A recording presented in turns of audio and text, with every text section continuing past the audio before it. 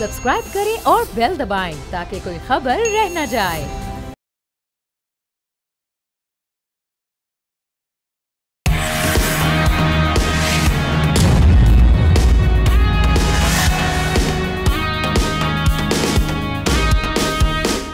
अस्सलामुअलैकुम, आप देख रहे हैं न्यूज़ पंच। मैं हूं आमना खटाना।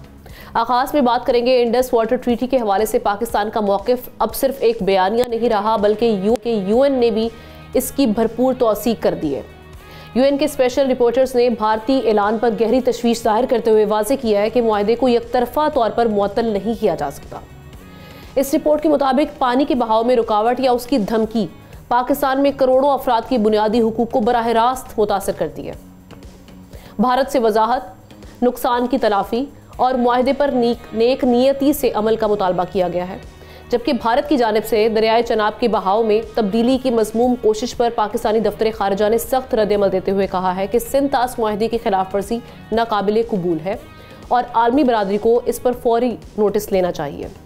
अब पाकिस्तान के पास क्या ऑप्शंस मौजूद हैं, कौन से चैनल्स हैं और इसके साथ साथ बयानात से आगे क्या एफर्ट्स की जाएंगी और साथ ही साथ यूएन स्पेशल रिपोर्टर्स के जो ये स्टेटमेंट है ये कितना सिग्निफिकेंट है, इस पर बात करने के लिए एहतशामुल हक साहब सीनियर एनालिस्ट, उनके साथ साथ senior analyst brigadier retired Haris Nawaz साहब ने हमें ज्वाइन किया। दोनों को वेलकम करते हैं प्रोग्राम में। हारिस साहब, आपसे मैं आगाज़ करती हूँ। अभी जो यूएन के स्पेशल रिपोर्टर्स की जानिब से जो हम देख रहे हैं कि ये स्टेटमेंट आना, इसकी लीगल सिग्निफिकेंस के साथ साथ ये भी बताइएगा कि पाकिस्तान और भारत के दरमियान वर्ल्ड बैंक ने ब्रेक की थी ये जो इंडस वाटर ट्रीटी की जो डील थी, जो कॉन्ट्रैक्ट हुआ था। अब हम देख रहे हैं कि उनके जो मौजूदा सदर हैं वो भारतीय निजाद हैं, अमरीकी निजाद भारतीय हैं, अजय बांगा साहब। सो वहाँ से तो हम उस तरीके से क्या इंसाफ की उम्मीद कर सकते हैं या दीगर फोरम्स पाकिस्तान के पास क्या हैं? देखिए आमना, बात ये है कि पाकिस्तान का स्टांस बड़ा क्लियर है और वो वैसे भी जो इंडस वाटर ट्रीटी है, जो स्पॉन्सर है वो वर्ल्ड बैंक है, वर्ल्ड बैंक गारंटर है और दोनों मुल्कों ने इसको साइन किया हुआ। मीन्स के जब भी इसमें वो चेंज करनी होगी बाहमी रजामंदी से होगी, म्यूचुअल अंडरस्टैंडिंग से होगी। यूनिलेटरी कोई मुल्क इसको अल्टर नहीं कर सकता जब तक कि दोनों की ना हो। नंबर एक बात, पाकिस्तान ने बड़ी क्लियर बात कर दी थी इवन मार के हक से पहले जब ये उन्होंने कहा था कि हम इसको सस्पेंड कर रहे हैं, उसका भी पाकिस्तान ने बड़ी क्लियर बात की थी कि हम इसको एक्ट ऑफ वॉर समझेंगे, हम इसको टॉलरेट नहीं करेंगे।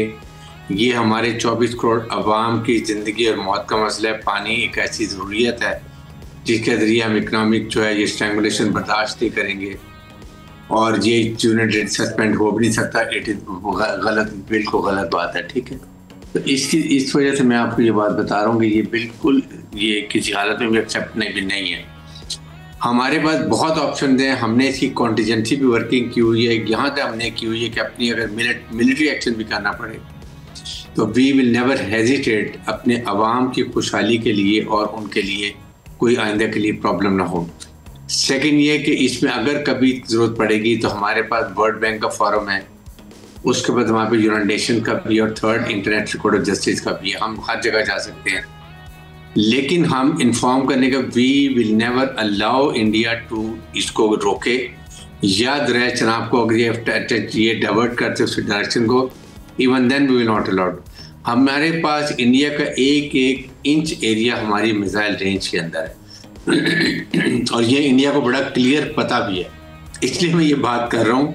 और इनको पता है कि हमारी क्या कैपेबिलिटी है और इनकी कितनी नालायकी और कितने ये कमज़ोर मुल्क है। इनको नहीं पता कि क्या इसके रूल्स कानून हैं।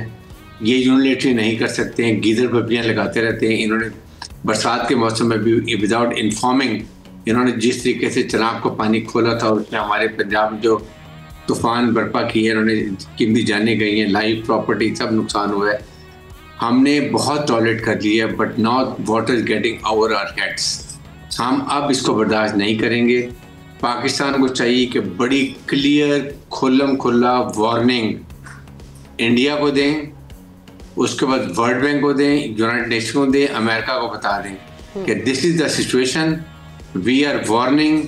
इसके बाद अगर इंडिया ने कोई ऐसी हरकत की, we have all the legal actions के अलावा हमारे पास अपना मिलिट्री एक्शन भी है क्योंकि ये हमारी आवाम की ज़िंदगी और मौत का मसला, इसमें टॉलरेट नहीं करें। ठीक है एहतशाम साहब, ये आप समझते हैं इंडिया उस एक्सटेंट तक जाएगा जहां पे सिचुएशन इतनी ख़राब हो कि उसमें हम देख रहे हैं कि ऑब्वियसली अगर इंडिया एक ये करता तो ये रास्ता खोल देगा चाइना के लिए भी, वो भी कल को दरियाए ब्रह्मपुत्र वहाँ से पानी का जो बहाव है वो रोक सकता है इंडिया के लिए। सो ये मामला खड़े हो सकते हैं, या ये आप समझते हैं कि ये सिर्फ एक थोड़ी सी नोक झोंक करने की इंडिया की कोशिश है? और पाकिस्तान अगर इन फोरम्स के पास जाता है तो हमें रियलिस्टिकली क्या तवक्कुआत रखनी चाहिए, आलमी अदालत इंसाफ हो या वर्ल्ड बैंक हो?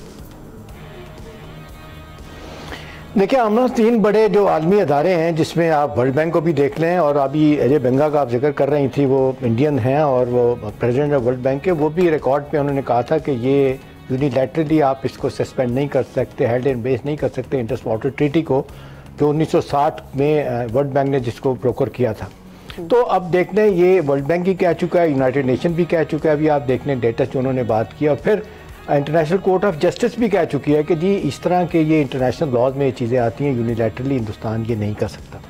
अब सवाल ये है कि जिस तरीके से हम देख लें कि बायलैटरी एक वक्त था जब पहलगाम से पहले सूरत हाल बिल्कुल डिफरेंट थी, सफारती तौर पे हिंदुस्तान को कुछ एज हासिल था, अब वो बुरे तरीके से ख़राब हो गया, अब कोई दुनिया मानने के लिए तैयार नहीं है। लेकिन आपने देखा है अरसे से पाकिस्तान भी जिस अंदाज से परसूत तो कर रहा था, सारे आलमी अदारों में जाके सब जगहों में बात कर रहा था कि जी सस्पेंड की गई है जो ट्रीटी, इसको ठीक कराया जाए, लेकिन हिंदुस्तान कोई बात नहीं कर रहा था। अब दोबारा जिस तरह आप देखना पिछले हफ्ते मतलब 58,000 क्यूसेक पानी को छोड़ देना दरिया चनाब में, और जिस तरह हमारी गंदम को फसल को नुकसान पहुँचाने का प्लान किया गया था, अब जाहिर सी बात है इसको पाकिस्तान ने टेकअप किया हुआ है, लेकिन मेरा ख्याल है इसको और सीरियसली टेकअप करने की ज़रूरत है, ना सिर्फ यूनाइटेड नेशन में, अमेरिका, रशिया, चाइना और बाकी जो ममालिक हैं उनके ज़रिए भी ये बात हिंदुस्तान तक पहुँचनी चाहिए कि इस तरह के फ़ैसले जो है ना वो कतई तौर पे वो ठीक नहीं है।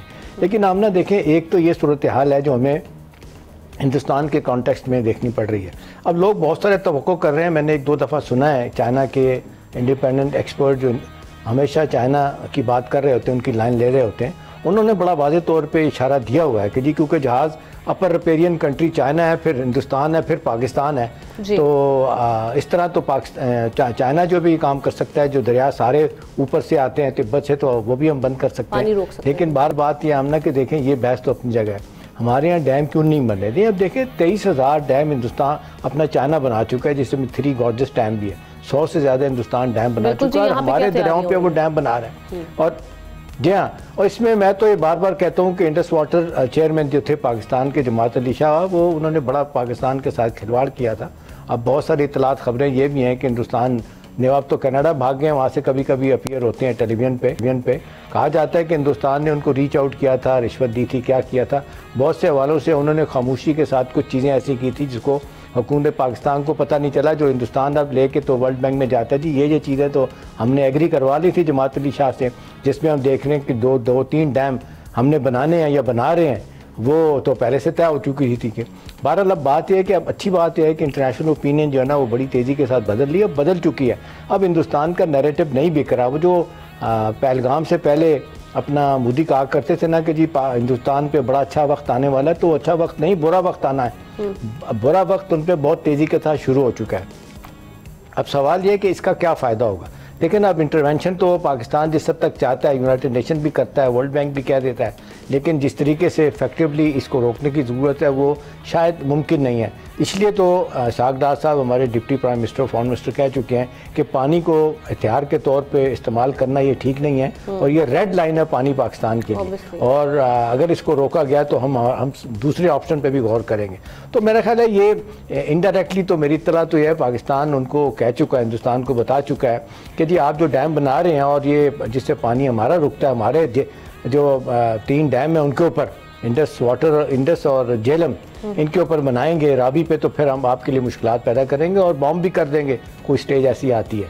पहलगाम के बाद तो हिंदुस्तान के लिखने वाले बोलने वाले ये कह रहे हैं कि पाकिस्तान को हल्का ना लें, पाकिस्तान के मफादात पे जब भी ज़रूरत पड़ेगी पाकिस्तान रिएक्ट करेगा, बड़े स्ट्रांगली रिएक्ट करेगा, और इन हालात में रिएक्ट करेगा जब इंटरनेशनल ओपिनियन हिंदुस्तान के ख़िलाफ़ और पाकिस्तान के हक़ में हो चुकी है। अभी तो आप देख लें, अब तैयारों की बात हो रही है, गिराने की बात, तो हर अदारा जो है ना वो कह चुका है, जो दिफा का अदारा है दुनिया का कि ये जहाज़ गिराए गए थे, सारी चीज़ें अब तो एक लेटेस्ट जो जिस अदारे ने तहकीक करके बताया उन्होंने तो बाकायदा जिसको कहते हैं जहाज़ों के नंबर भी सब कुछ बता दिए थे। देखिए हम ना इस वक्त जो मेरा ख्याल है हमें इसको सीरियसली परसू करने की ज़रूरत है, अपने दोस्तों के ज़रिए इस मामले को और तेज़ी के साथ उठाने की ज़रूरत है। और वर्ल्ड बैंक जो है ना वो इस हवाले से मैं माज़रत के साथ कहूँगा कि कई तरीके से हिंदुस्तान की भी साइड लेता है, खुल के नहीं कर रहा होता।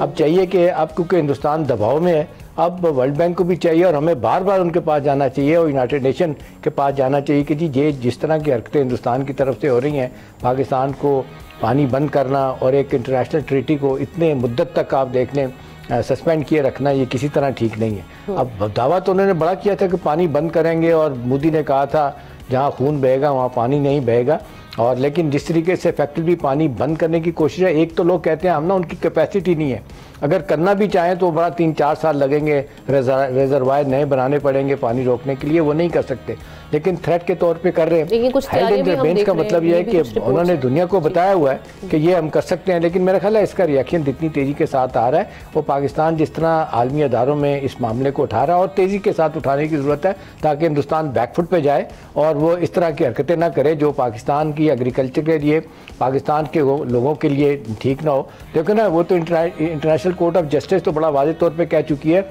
ये पानी रोकना इंसानी बुनियादी हकूक़ जो है ना उनको मुअत्तल करने वाली बात है। तो रिएक्शन तो हिंदुस्तान के ख़िलाफ़ बहुत है आमना, अब देखना ये कि कितनी तेज़ी के साथ पाकिस्तान इसको और इस इशू को उठाता है और हिंदुस्तान को अंडर प्रेशर लाता है ताकि ये ट्रीटी जो है ना इसको रिवाइव किया जा सके। जी बिल्कुल ठीक। हारिस साहब, एक तो इसका हम वही देख रहे हैं कि लीगली तो हम अपना एक केस लड़ते भी रहेंगे, डिप्लोमेटिकली भी इस मामले को हाईलाइट हमें करना चाहिए प्रोएक्टिवली, लेकिन पाकिस्तान की अपनी भी क्या तैयारी होनी चाहिए। जैसे एहतशाम साहब ने भी कहा कि यहाँ पर डैम्स ना बनना, ये भी एक सवालात है। फिर सूबों के अपने जो हम कंसर्न्स देख रहे हैं उस साइड से क्या तैयारियाँ की जा रही हैं, ये कितनी ज़रूरत है वक्त की कि हम अपने भी यहाँ पर तैयारियों को पूरा रखें। देखिए इसमें 2-3 प्रॉन्ग स्ट्रेटजी है। नंबर 1 है कि आप अपनी इनवर्ड तैयारी जो है फ्लड्स को प्रोटेक्ट करने के लिए, रिजर्वायर बनाने के लिए पंजाब में, सिंध में, KPK में हमें पूरी तैयारी करनी चाहिए और हमें देखना चाहिए कि पानी लास्ट टाइम जो जितना ज़्यादा उन्होंने छोड़ा था, इस पानी को कंजर्व करने के लिए कितने हमें छोटे डैम बनाने की ज़रूरत है और रिजर्वायर बनाने की ज़रूरत है, और जो हमारे डैम बने हुए हैं उनको प्रोटेक्ट करने के लिए उनके फ्लड प्रोटेक्शन बंद जो हैं वो कितने हमें उनको स्टोन पिचिंग कैसे करनी है कि वो एट टाइम ब्रीच कर जाते हैं, जिसकी वजह से बहुत ज़्यादा नुकसान होता है। एक तो ये हमें ज़रूरत है। सेकंड, अगर इंडिया इनको पानी को एज हथियार इस्तेमाल करता है तो फिर इंडिया को बता देना चाहिए कि फिर हम भी इसको एज हथियार इस्तेमाल करेंगे and we have all the capability. इनको पता है कि हमारी क्या कैपेबिलिटी है, हम किस तरीके से मिसाइल रेंज पे मिसाइल अपने इस्तेमाल कर सकते हैं, उससे इनका इतना नुकसान कर सकते हैं कि इनको समझ आ जाएगी। बिकॉज हम नहीं चाहते कि आपस में 2 न्यूक्लियर मुल्कों में लड़ाई हो। यही हमें बताने की ज़रूरत है यूनाइटेड नेशंस को, अमेरिका को, यूरोपियन यूनियन को कि अगर इसकी वजह से एस्केलेट होती है तो India will be directly responsible for it. हम किसी हालत में इनको डाइवर्ट करने की ज़रूरत नहीं करने देंगे जनाब को, हम पानी को रोकने नहीं देंगे, पानी को, और जो जिस तरह फ्लो ओवरफ्लो करते हैं वो हमारे टाइमली इन टच रहेंगे, टाइम पर हमें वार्निंग देंगे, बताएंगे कि पानी कितने कुछ बढ़ है और कहाँ कहाँ पानी में छोड़ना चाहते हैं, ताकि हमारे पब्लिक को इन्फॉर्म करें, टाइम पे वैक्यूएशन करें और उसके साथ वो अपना एक चीज़ मैं आपसे पूछूंगा आज साहब, ये बताएं कि चलें ये तो आप बड़ी ठीक बातें कर रहे हैं, अब सवाल ये है कि हमारे यहाँ ये हुकूमतों का जिस तरीके से हम देखते हैं कि लहजा देख लें, आप इसको हम क्या कह सकते हैं कि जो डैम बनाने के मामले में माज़त खान लहजा है, उनकी सियासी मजबूरियाँ हैं। चलें कालाबाग डैम नहीं बनाया, मुझे याद है 84-85 में वर्ल्ड बैंक के प्रेसिडेंट आए थे, वाइस प्रेसिडेंट, उन्होंने कहा था जी $5 बिलियन देते हैं, बनाए, सब कुछ हो गया था, नहीं बनने दिया गया। अब बाकी जो डैम है नहीं बन रहे, अब बादशाह डैम देखें अब 12-13 साल हो गए नहीं बन रहा, और जो डैम छोटे छोटे प्लान किए वो नहीं बन रहे। वो एक बाबडा ने, ब्रिगेड साहब एक काम बड़ा अच्छा किया था 80s में, उन्होंने 432 साइट्स आइडेंटिफाई की थी जहाँ पे उन्होंने कहा था पोटेंशियल है, आप 50 से 100 मेगावाट तक के आसानी के साथ छोटे डैम बना सकते हैं, नहीं बनने दिए गए। तो मेरा सवाल ये कि हुकूमतों की ये क्या सियासी मजबूरी है कि जो काम करने वाला है आम आदमी के हक में आता है, मुल्क के हक में आता है, उसको करने में देर लगा रहे हैं। हिंदुस्तान तो दुश्मन है, वो तो करेगा, हम अपने दुश्मन क्यों बने हुए हैं? एहतशाम साहब, बात यह है कि हमारी पॉलिटिकल विल नहीं है, मल्टी रिजॉल्व नहीं है। हम शॉर्ट साइटेडनेस करते हैं, लॉन्ग टर्म प्लानिंग नहीं करते हैं। इंडिया की मिसाल देख लें, उन्होंने कैसे कैसे डैम बनाए, कितनी बिजली कन्वर्ट किए जनरेट कर रहे हैं, कितनी इरिगेशन वाटर लेकर इस्तेमाल रिजर्वायर बना रहे हैं। We keep sleeping. अभी आपके सामने सब खत्म हो गया, बारिश खत्म हो गई, सिरेडी से गुजर गया, हम सब भूल गए। क्या पंजाब में मैंने आज कोई सुना कि नए रिजर्वायर बनने शुरू हो गए हैं? क्या हमने ये देखा कि बहुत बड़े बंद जो है उनको स्टोन पिचिंग की जा रही है, प्रोटेक्शन की जा रही है, लोगों के इवैक्यूएशन की कोई स्कीम बन गई है? किस वक्त वार्निंग सिस्टम क्या किए गए हैं? इंडिया से दोबारा भी कोऑर्डिनेशन हुई है? इंडिया कोऑर्डिनेशन नहीं कर रहा तो क्या हमने वर्ल्ड बैंक को अप्रोच किया या किसी नेबरिंग मुल्क को डाला कि जी हमें फ्लड वार्निंग चाहिए? वो नहीं की है, सब भूल गए। हर एक अपनी दुकान जमका रहा है। यही KPK में है, यही सिंध में है, सब खत्म हो जाएगा। जब एक वक्त शुरू होगा, वही बेचारे गरीब लोग, वही उनकी फसलें, वही उनका माल, वही मवेशी, वही उसी तरह नुकसान होगा, फिर शोर हो जाएगा, अगले साल करेंगे। So this is the time expert बुला लें बाहर से जो आपको गाइड करें कि आपने किस तरीके से कहाँ पर आपने डैम बनाने हैं। ये जो आप इस वक्त पानी कुछ साली आती है आपकी फरवरी से लेके और अप्रैल तक की, ये आपको पता है कि पानी रिवर बेड के अंदर इतना पानी नीचे मीठा है कि आप मिलियंस ऑफ एकर्स को पानी को इरिगेट कर सकते हैं अगर वहां से आप पानी ट्यूबवेल के तौर पे निकाल लें। नोबडी खुश, फसलें तबाह हो रही हैं, खुश साली हो रही है, कोई परवाह नहीं है। बिल्कुल जी, आगे जो हालात बनेंगे उस पर फिर ये भी सवाल उठेंगे मौजूदा हुकूमत पे या गुज़श्ता हुकूमतों पे, इन्होंने खुद क्या तैयारियां की थी अपनी साइड पे। Thank you so much Haris साहब, आप इस पर मौजूद थे हमारे साथ बात करने के लिए। एहतशाम साहब साथ ही रहेंगे, ब्रेक के बाद वापस आएंगे।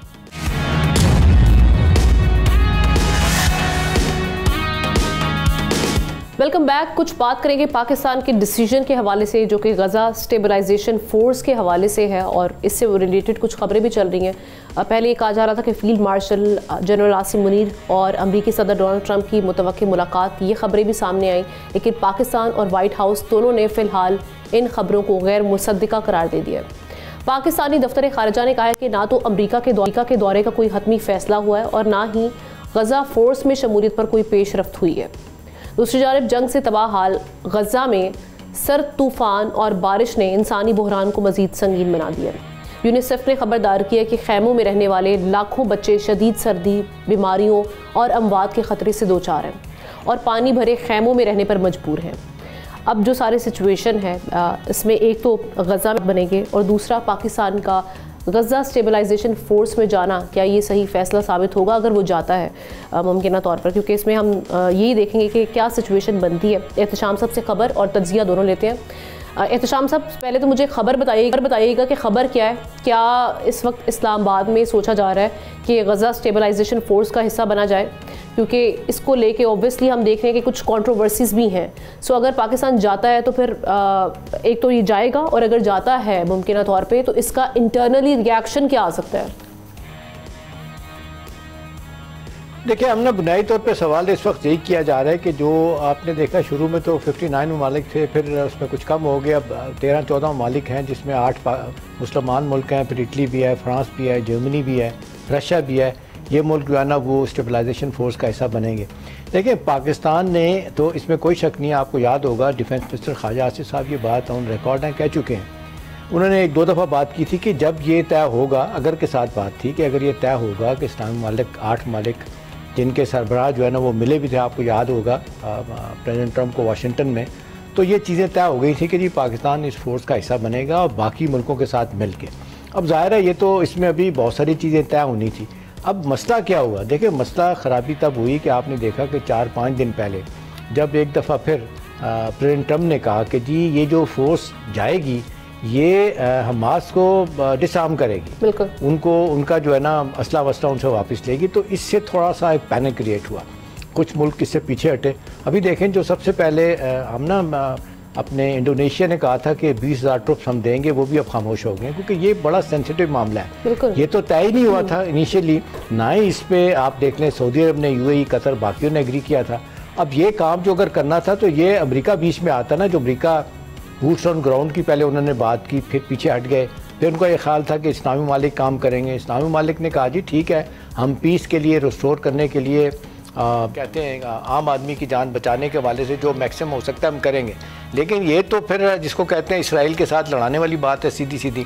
जब ये फोर्सेस वहाँ जाएंगी तो जाहिर सी बात है डिसआर्म कैसे किया जाएगा उनको बड़ा मुमकिन है। वो तो कह चुके हैं, उनके जो नंबर 2 हैं उन्होंने परसों ये बात की है कतर में बैठे हुए कि किसी सूरत में इस बात को हम नहीं मानेंगे। तो जाहिर सी बात है ये जब मायदा किया गया था तो उसमें चीज़ें तय करनी चाहिए थी। जो हमास के साथ इसराइल अमेरिका ने मायदा किया भी, इसमें बाकी ममालिक भी बाद में गए हिस्सा बने थे जिसमें पाकिस्तान भी था, तो उसमें ये इनिशियली चीज़ें नहीं थी। नतीजातन ये कन्फ्यूजन पैदा हो रहा है। और राइटर की स्टोरी तो आप देख लें बेपर की बात थी, इसमें कहीं भी आपने देखा फॉरेन ऑफिस ने भी डिनाई किया। और फिर आपने देखा कि जिस तरह अरब न्यूज़ उन्होंने डायरेक्टली अप्रोच किया वाइट हाउस को, तो उन्होंने कहा जी फील्ड मार्शल का कोई दौरा तय नहीं है। पाकिस्तान पहले भी कह चुका था और ये बाकायदा फॉरेन ऑफिस ने कहा कि ये दौरा कोई तय नहीं है, इस पर कोई बात नहीं हो रही थी। तो मेरा ख्याल है सूरत हाल हमारे कुछ मीडिया हाउसेज हैं, हमने कुछ लोगों के वेस्ट इंटरेस्ट हैं। आपको याद है 2013-14 में जब ये यमन में फ़ौज भेजने की बात हो रही थी, पाकिस्तान उन 44 ममालिक में शामिल था। वो जो मुसलमानों की एक फ़ौज थी, जनरल राइस शरीफ जो आज भी उसके सरबराह हैं, ये कहा गया था कि पाकिस्तान जाएगा। फिर बड़ा इशू हुआ और आपने देखा कुछ लोगों ने इतना शोर किया कि जी मामला पार्लियामेंट गया, पार्लियामेंट ने मना कर दिया। अगरचे मुझे पता है कि ये इनिशियली एग्री कर लिया गया था कि पाकिस्तान जाएगा और बुनियादी तौर पे वही है कि जो हम देखते हैं कि जो हमारी मुकद्दस जगह हैं वहाँ पे सऊदी अरब में, उनको प्रोटेक्ट करना है। अब तो हमारा बाकायदा हम ना उनके साथ डिफेंस का मायदा हो गया, हम तो आगे डोल जाएंगे अगर अपना कोई थ्रेट होता है सऊदी अरब को। अब सवाल ये है कि यहाँ पर क्या किया जाएगा। अब कुछ इत्तलात हैं जो आप पूछ रही हैं, वो खबर ये है कि अब फॉरेन ऑफिस वाले ये कोशिश कर रहे हैं प्रेसिडेंट ट्रंप से बात करने की, मतलब उनके नीचे जो लोग हैं उनसे और बाकी मालिक से कि भाई ये आपने कैसे तय किया है। आपने तो हमें नहीं बताया था कि उनको गैर मुसल्लह किया जाएगा हमास को, तो उसमें ये चीज़ें नहीं थी। आपको चाहिए था कि बुनियादी जो मायदा हुआ था उसमें चीज़ें लेके आए। तो ये थोड़ा सा एक प्रॉब्लम पैदा हो गया है और नतीजतन मामला जो है ना, आप देखें इतनी सख्त बारिश अपना सर्दी पड़ना शुरू हो गई है कि यूनिसेफ ने तो कहा है, वार्न किया है कि अगर यही सूरत हाल रही तो और ज़्यादा मौत जो है ना वहाँ बढ़ जाएंगी। एक तो जिस तरीके से इजराइल ने जुल्म करके लोगों को मारा, 60,000 से ज़्यादा लोगों को, अब ये भी एक मसला बन गया है।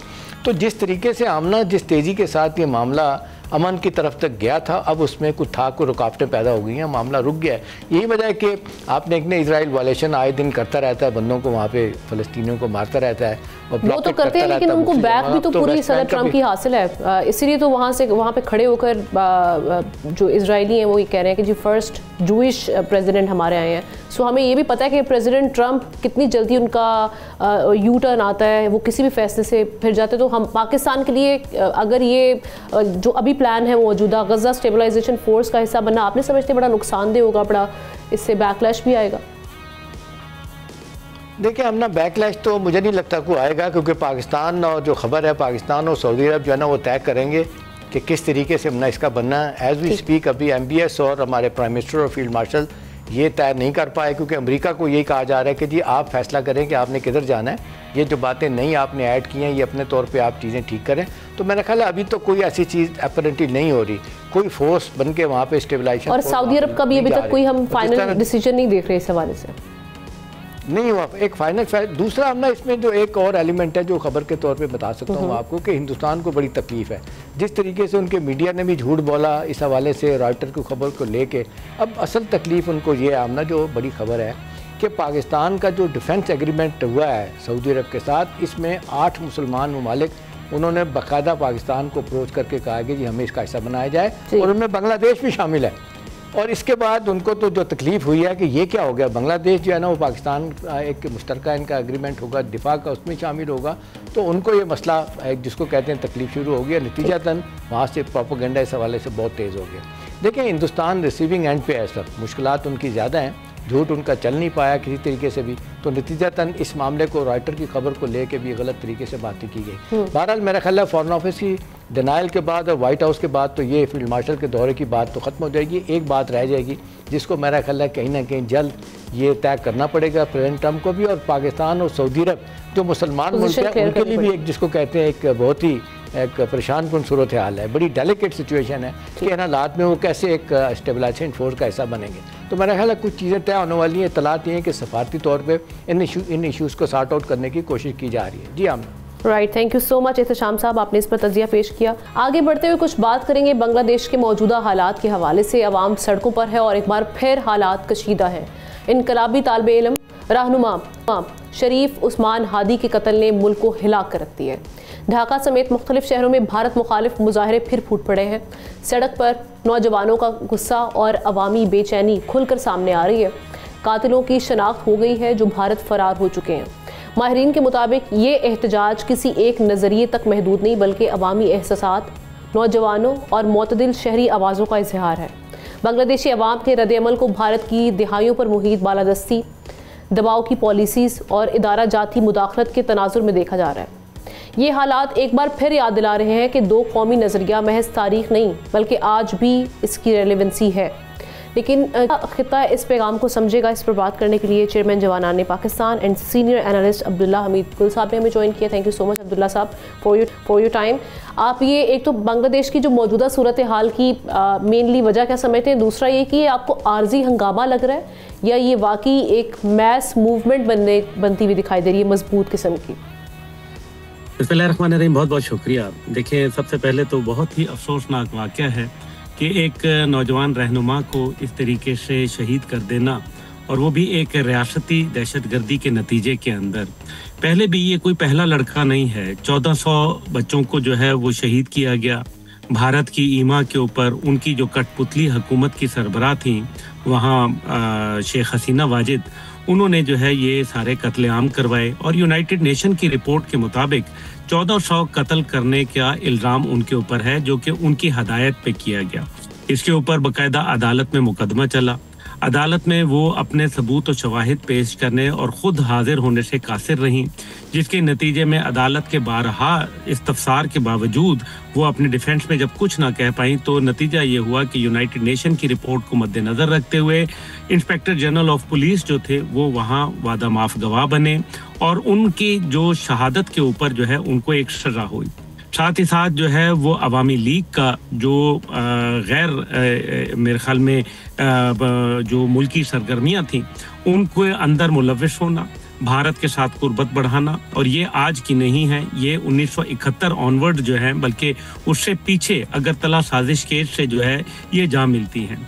बहरहाल नतीजा ये है कि इस टाइम पे जिसको ये कहा जा रहा है कि जी ये सिर्फ एक वक्ती तौर पे है, मैं नहीं समझता। उसकी वजह यह है कि 24 साल पाकिस्तान के साथ रहने से और नज़रिया पाकिस्तान के साथ जुड़ने से, और ख़ास तौर पे नज़रिया पाकिस्तान को भी साइड कर दें, दो कौमी नज़रिए के साथ जुड़ने से बांग्लादेश जो है वो तो असल में कायद की कौम तो बांग्लादेश में भी रहती है ना। तो कायदे आज़म की कौम जो है वो उसने तो बगावत की थी भारतीय तसल्लुत से आज़ादी के लिए। उसने जो निज़ाम था वो उसके ख़िलाफ़ बगावत की थी। उसने कहा था कि हम इस्लामी निज़ाम और हम जो है एक ऐसे मुल्क के अंदर जहाँ हम अपनी रवायात, अपने कल्चर और अपनी शनाख्त को जो है वो पहचान सकेंगे, प्रैक्टिस कर पाएंगे। ये था बुनियादी बात। क्यों ना करते? आज दरियाओं और दरख्तों की पूजा करने की आरएसएस की जानिब से डिमांड सामने आ चुकी है मुसलमानों के लिए। आज भारत में ये मामला चल रहे हैं, आज ही के दिन की रिपोर्ट। जी बिल्कुल जी। इसी की बुनियाद के ऊपर 24 साल के बाद जब उनको वहाँ बांग्लादेश तो ले दिया मुजीब ने, लेकिन उसके बाद जब बांग्लादेश हुआ तो उनको अपनी गलती का एहसास हुआ कि हम तो जिस भारतीय तसल्लुत से आज़ाद होने के लिए आए, हमें तो उसी के अंदर गुलामी बना के उन्हीं के जो है वो ताबे कर दिया और उनको हमें जो है वो माबूद अल्लाह के बजाय भारत को बनाने की कोशिश की। ये बात उनको कबूल नहीं थी और आज यही नौजवान नस्ल जो है असल में भारत के तसल्लुत, भारत की नाजायज़ अजारादारी, भारत का जो बेजा दखल अंदाजी और रॉ की बदमाशी और गुंडागर्दी और रियासती भारत की दहशतगर्दी के खिलाफ सरापा एहतजाज हैं। ये एहतजाज यहाँ रुकेगा नहीं। उसकी वजह सबसे बड़ी बात यह है कि बांग्लादेश के लोग जो है खासतौर पे जवान नस्ल जो है बड़ी वोलाटाइल है। जैन जी जो है आपने देखा कि किस तरीके से उन्होंने शेख हसीना की मजबूत और फाशिस्ट हुकूमत का खात्मा कर दिया। अब क्योंकि 2026 फरवरी के अंदर इलेक्शन जो है उनका ऐलान किया गया है और ये बात मेरी क्योंकि कल जो बांग्लादेश के सफारत खाने के लोग थे मेरे साथ ही दोपहर को, तो उनसे मैं यही बात कर रहा था कि अब कोई बहुत बड़ा वाकया होने वाला है और उनका भी ये ख्याल था कि भारत इलेक्शन आसानी से नहीं होने देगा, बल्कि हालिया उन्होंने ये भी कहा कि जो हालिया जो ढाका के अंदर दहशतगर्दी के वाकयात पेश आए और धमाके हुए उसके अंदर भी रॉ की इन्वॉल्वमेंट के सबूत और शवाहिद उनके पास इकट्ठे हुए हैं। ये बात बड़ी अहम है। दूसरी जानिब जो है वो आप तो मौजूदा हालात में जो फरवरी में अब इलेक्शंस होने जा रहे हैं, आप समझते हैं कि वो जिस तरीके से जो मुमकिन रिजल्ट्स जो वो सोच रहे हैं या जो उनके नताइज जो हासिल करना चाहते हैं वो हासिल कर पाएंगे भारत की ये इस कदर इन्वॉल्वमेंट होने के बावजूद? देखिए, भारत का एक बहुत बड़ी इन्वेस्टमेंट थी, देखिए ना, पॉलिटिकल इन्वेस्टमेंट थी, पैसे की इन्वेस्टमेंट थी, रॉ का एक बहुत मुनज़्ज़म नेटवर्क वहाँ मौजूद है। इससे ज़्यादा और क्या मुनज़्ज़म होगा कि एक पूरी हुकूमत उनके कंट्रोल में थी। अब जाहिर है वो इसको इतनी आसानी से तो नहीं होने देंगे। बांग्लादेश को इस चीज़ का बखूबी इल्म है और मेरे ख्याल में मोहम्मद यूनुस साहब जो इस टाइम पे वहाँ कायम मुकाम उनके अमूर चला रहे हैं, वो एक बहुत ही समझे हुए सुलझे हुए इंसान है, नोबेल इनाम याफ्ता हैं, कोई मामूली आदमी नहीं है।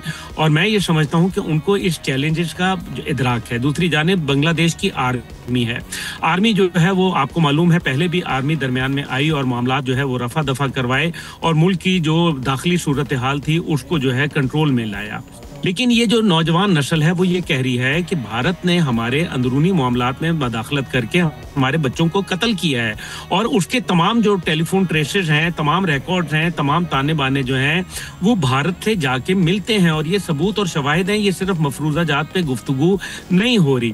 अब आप देख लें कि ऑस्ट्रेलिया के बाद बांग्लादेश को निशाना बनाना और भारत करना क्या चाहता है। और अब जो यूनाइटेड नेशन की रिपोर्ट आई है उसके अंदर तो जो भारत की रही सही कसर थी वो भी मेरे ख्याल में उसका जो है इज्जत का जनाजा जो है तो अगर हालात यूं ही अब्दुल्ला साहब चलते रहे तो आप डायरेक्ट कॉन्फ्रंटेशन आने वाले वक्तों में देख रहे हैं बांग्लादेश या भारत? देखिए, इस टाइम पे ये मामला मजहबी नहीं है, ये मसला जो है वो कोई और नहीं है। ये मसला जो है, पहली बात ये है कि ये दो कौमी नजरिए से जुड़ा हुआ है, सबसे बड़ी बात। दूसरी बात इसकी यह है कि ये बांग्लादेश की आज़ादी से जुड़ा हुआ है जिसको जबरदस्ती भारतीय तसल्लुत के नीचे जो है शेख हसीना और उनकी कंपनी जो है वो डालना चाहती है। ये मुमकिन नहीं होगा। मैं समझता हूँ कि बांग्लादेश के अंदर अल्लाह न करे लेकिन मुझे खून की नदियाँ वहाँ नजर आ रही हैं। एक दफ़ा फिर जो है वो वहाँ मशरक़ी पाकिस्तान की जो एक कहानी है उसको दोहराने की कोशिश है। जिस तरीके से वहाँ 1 करोड़ लोगों को जो है वो आपको याद ही होगा कि 1 करोड़ लोग जो थे उनको मकानी करने पर मजबूर कर दिया गया था। बिहारी आज भी जो है वो सरापा एहतजाज हैं। जनीवा कैंप्स के अंदर जो जिस तरीके से हाल हुआ वो सब दुनिया को मालूम है। फिर मुक्ति बहानी क्या कर रही थी ये भी मालूम है। फिर जो भारत ने जिस तरीके से इल्जामात और सोशल मीडिया प्रोपेगेंडा किया वो भी दुनिया के सामने है।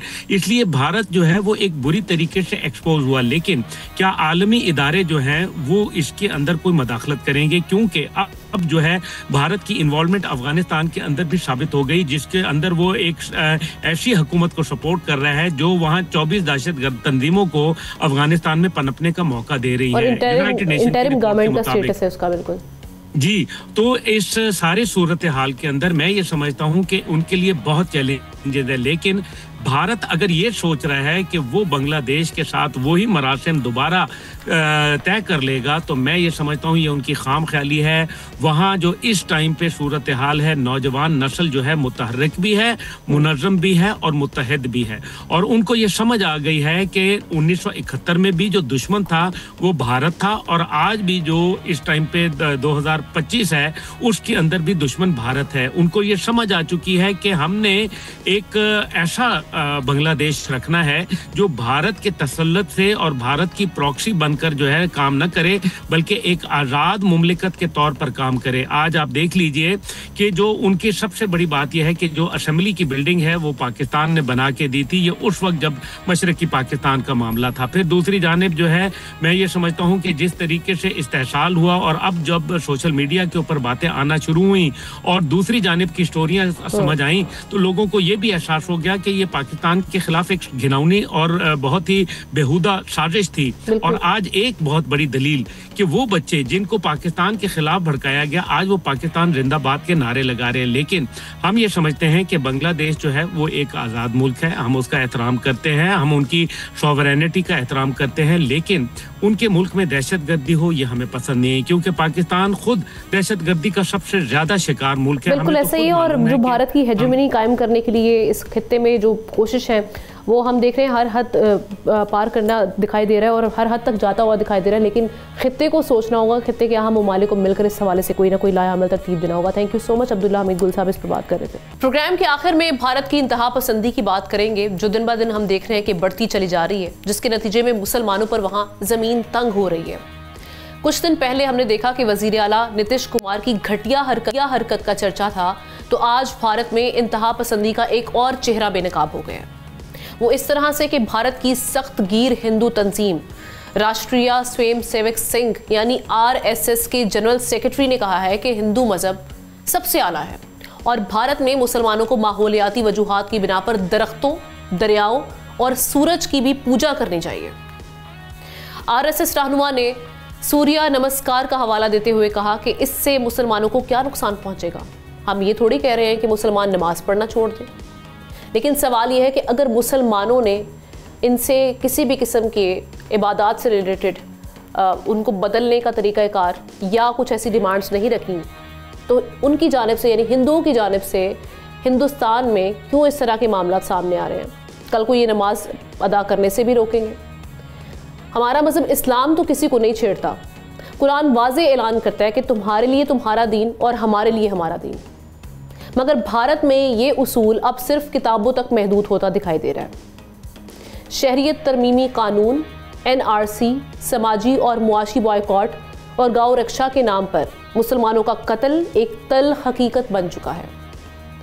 भारत में लव जिहाद के इल्ज़ामात ने मुसलमान नौजवानों को मुजरिम बनाकर पेश किया, जबकि नौकरियों और तालीम के दरवाजे तंग किए गए। वक्फ बोर्ड तरमीम के जरिए मसाजिद, मदारिस और मुस्लिम जायदादें भी निशाने पर हैं। ये सब हम देख रहे हैं महज इत्तेफाक नहीं है, बल्कि ये एक सोचा समझा नज़रिया और उसके ऊपर प्लानिंग की जा रही है, जो क़याम पाकिस्तान की बुनियाद बनने वाले 2 कौमी नज़रिए की तस्दीक कर रहा है। क्या यही नज़रिया एक बार फिर हिंदुस्तान की तकसीम की बुनियाद बनेगा? ये आंख ही बताएगा, लेकिन इसके जो रेपरकशंस हैं, इसके जो नताइज हैं, वो सही दिखाई नहीं दे रहे। इस पर पूरी दुनिया भी बात कर रही है और हमने सोचा कि हम भी इस पर बात करेंगे। जो सारे मामलात हैं, कमेंट सेक्शन में जाके आप अपनी राय का इजहार कर सकते हैं। हमें प्रोग्राम से इजाज़त दीजिए। इंशाल्लाह अगले हफ्ते मुलाकात होगी।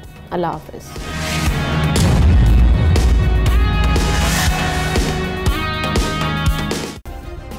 सब्सक्राइब करें और बेल दबाएं ताकि कोई खबर रह न जाए।